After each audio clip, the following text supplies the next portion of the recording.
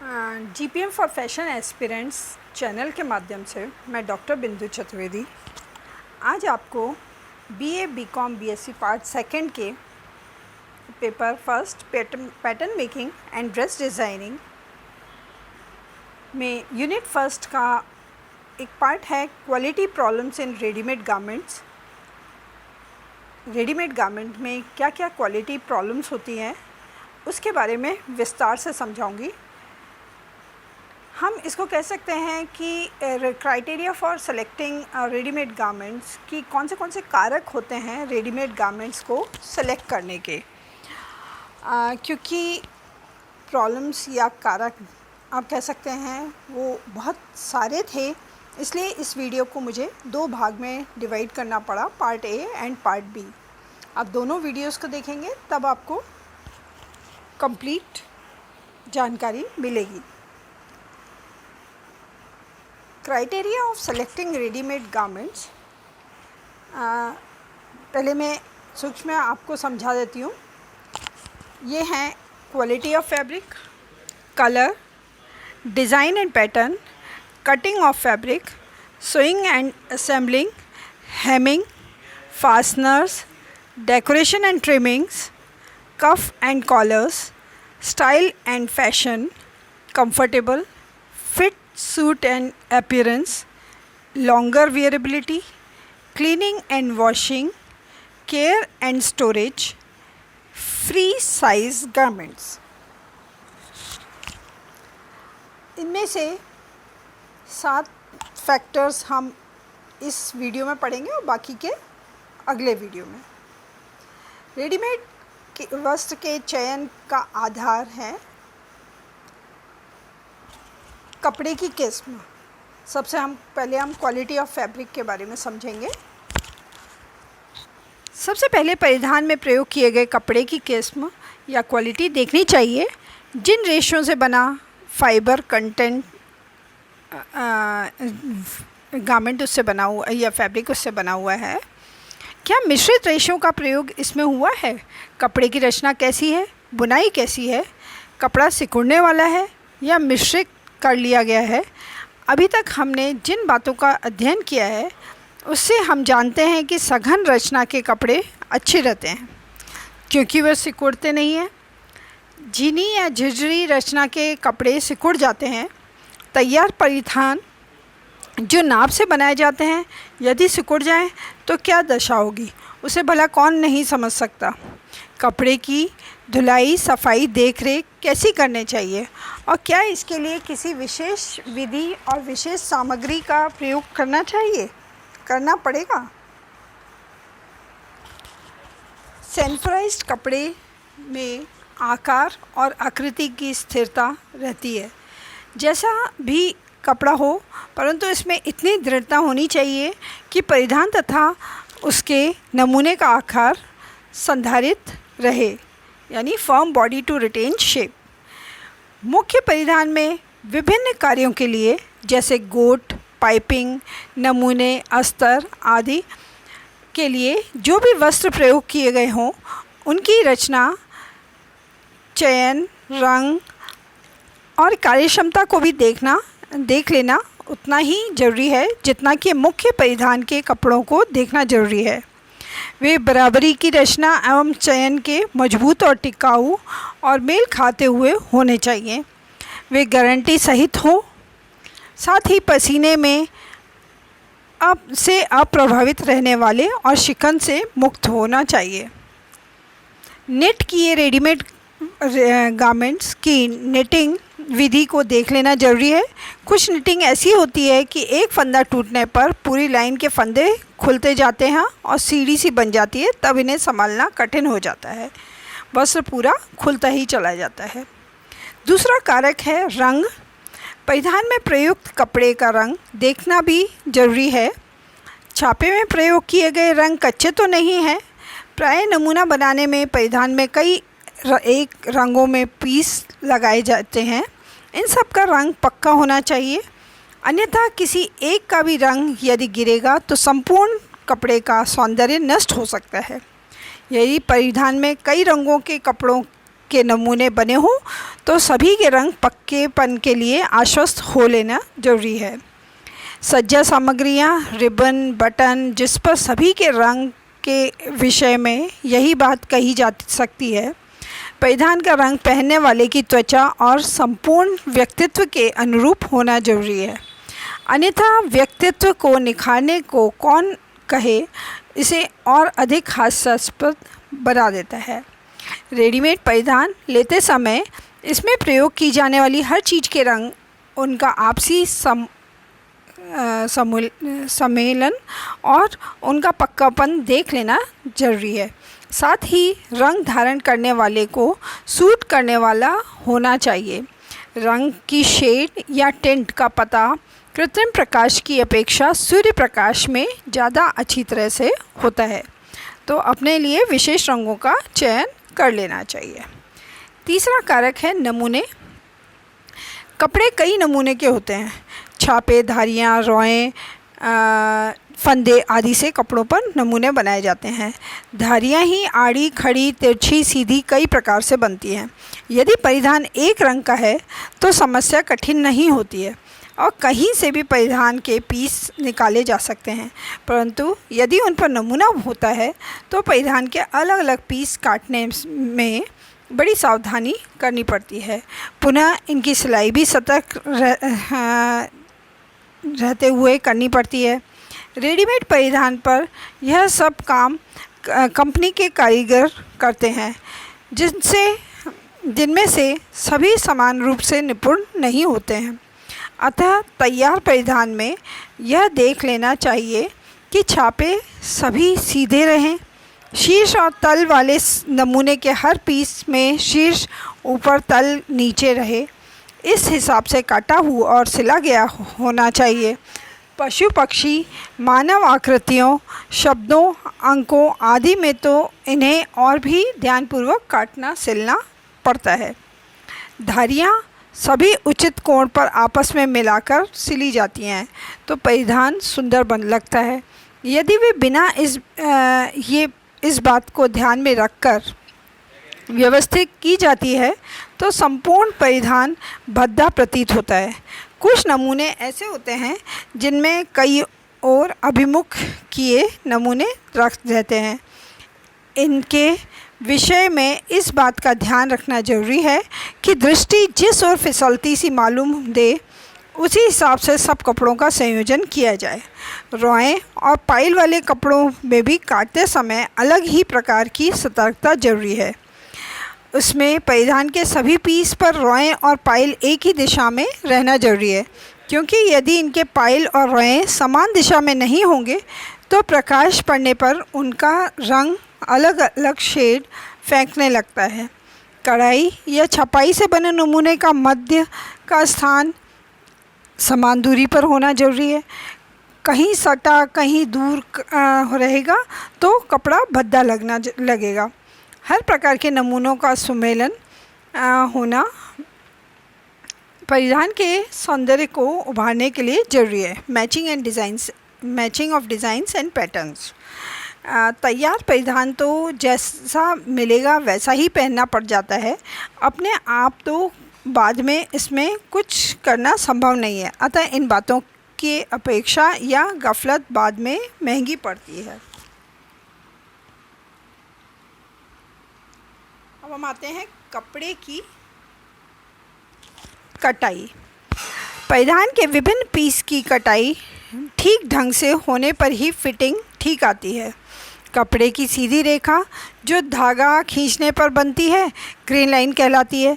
कपड़े की तिरछी रेखा जो रुमाल आकार के कपड़े को विपरीत कोणों पर मोड़ने से बनती है और ए बी कहलाती है। कभी कभी मिल से निकले कपड़ों की ग्रेन लाइन बिगड़ी हुई रहती है। इसे ठीक किए बिना पीस काटने से अच्छी फिटिंग नहीं बैठती है।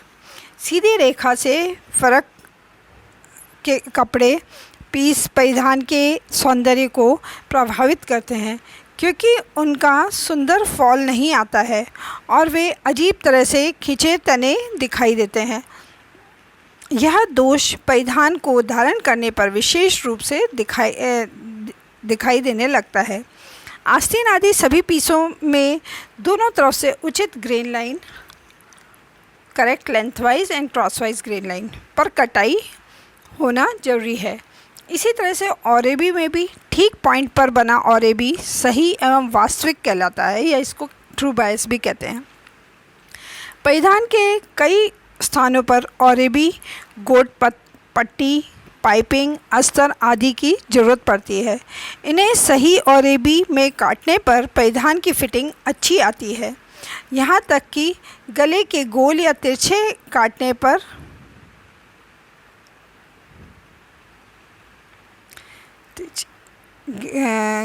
तिरछे कटान की गोट या पाइपिंग सही औरेबी में से रहती है तो आकार सुंदर और मनचाहा उतरता है।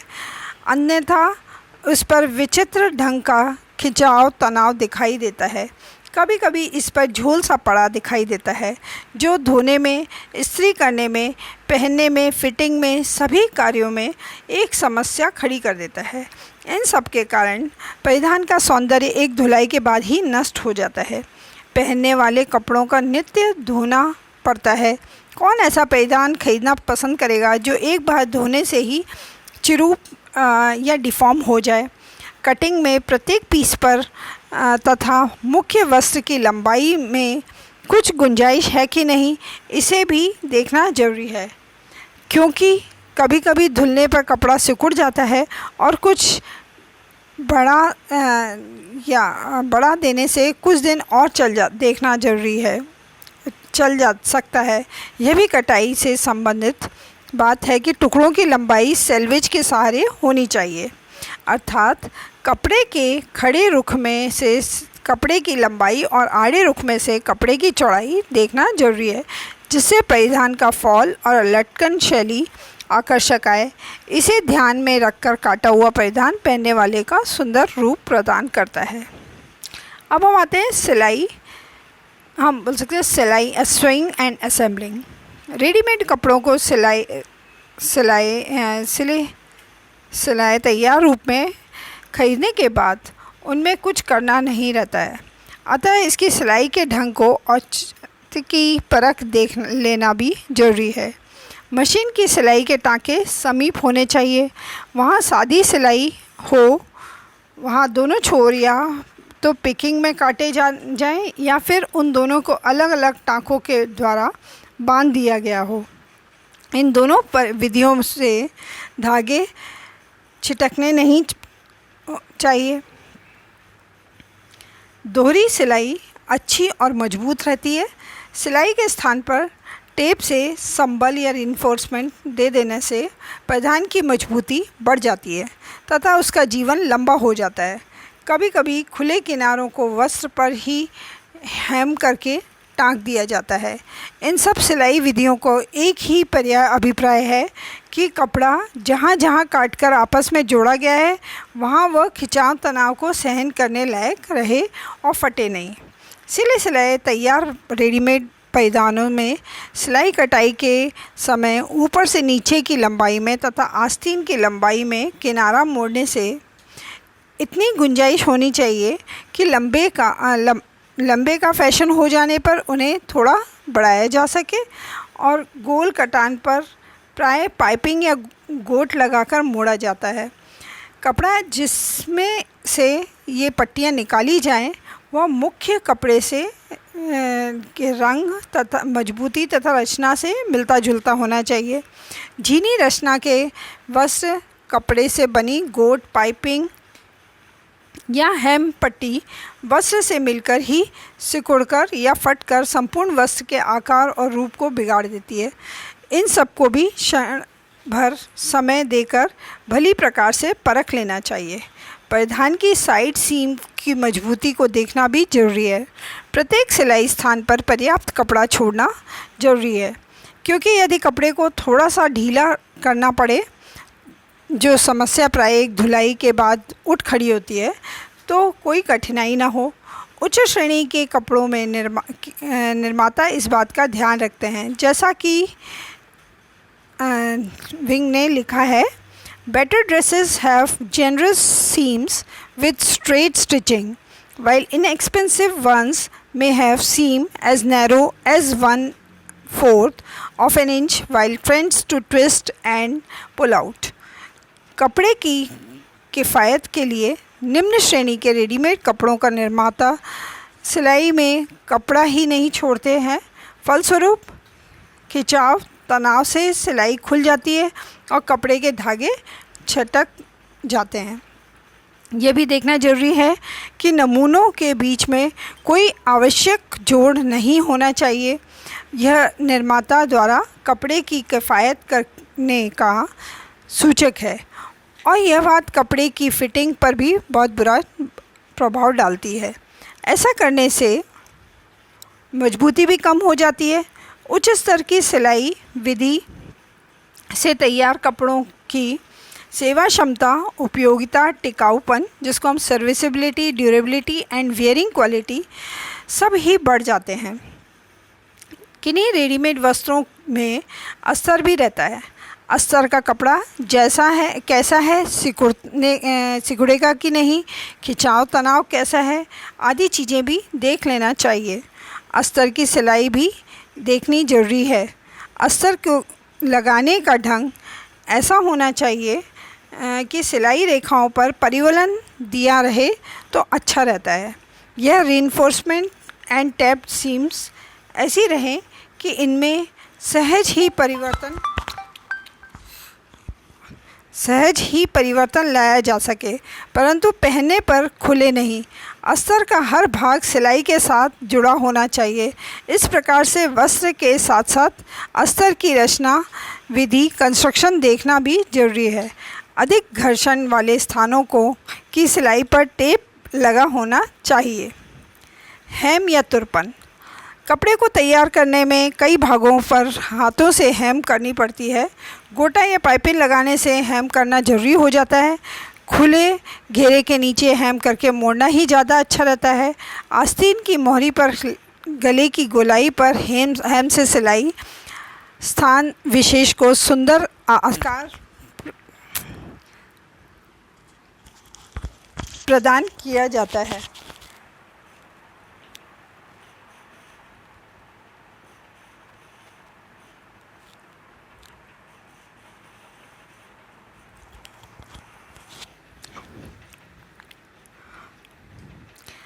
आस्तीन की मोहरी पर गले की हेम के टाँके समीप और छोटे छोटे होने चाहिए। हेम के धागे का अंतिम छोर ठीक से फंसा दिया गया हो ताकि हेम खुलने नहीं पाए। गोट पाइपिंग का कपड़ा यदि जीनी रचना का है तब तो हेम के टाँके और भी महीन होने चाहिए। वैसे सस्ते कपड़ों को गोट पाइपिंग लगाना भी रचना संबंधी नुक्स है।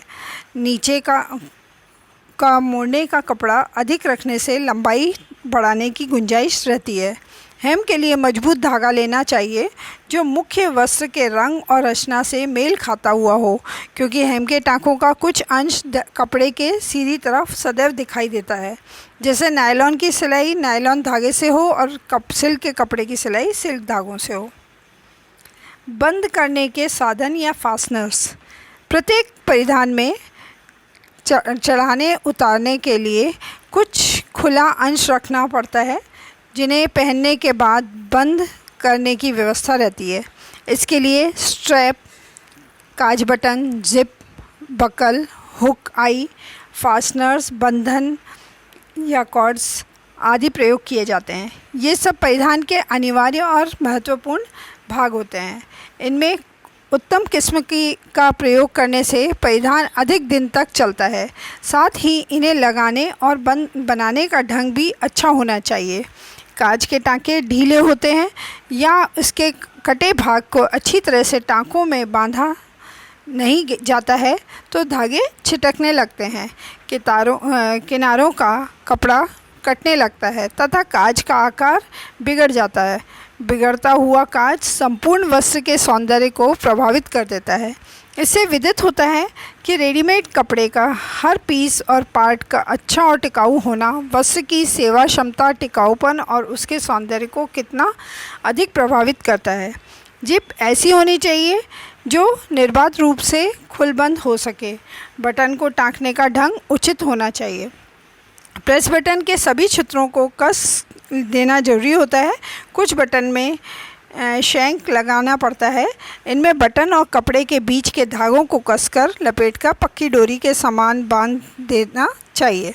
प्रेस बटन या स्नैप्स यहाँ लगे होने चाहिए जहाँ कपड़े को बंद हो जाने के बाद पूर्णतः चिकना दिखाने की ज़रूरत है।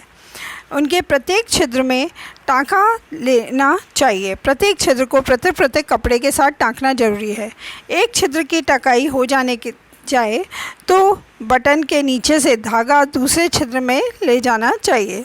अंतिम टाँके के बाद 2-3 बार टाँका लेकर गांठ लगाकर काटना चाहिए। टाँकने के चिन्ह सीधी तरफ नहीं दिखाई पड़े, इसका ध्यान भी रखना चाहिए। इन सब छोटी छोटी बातों को भी परख लेना ज़रूरी है, क्योंकि परिधान की फिटिंग तथा संपूर्ण प्रभाव, जिसको हम ओवरऑल इफ़ेक्ट कहते हैं, पर इसका असर पड़ता है। अधिक लंबे खुले भाग में स्नैप के बीच बीच में आई हुक के जोड़े भी नियमित मध्यांतर पर रहने चाहिए, जिससे खिंचाव पड़ने पर अचानक परिधान का वह भाग खुलने ना पाए। बटन, जिप, फास्टनिंग की चयन और रचना एवं कार्य क्षमता वस्त्र के अनुरूप तथा इससे मेल खाती हुई होनी चाहिए। धन्यवाद। इसका दूसरा भाग भी अवश्य देखें, तभी इसके कारक कंप्लीट होंगे। धन्यवाद।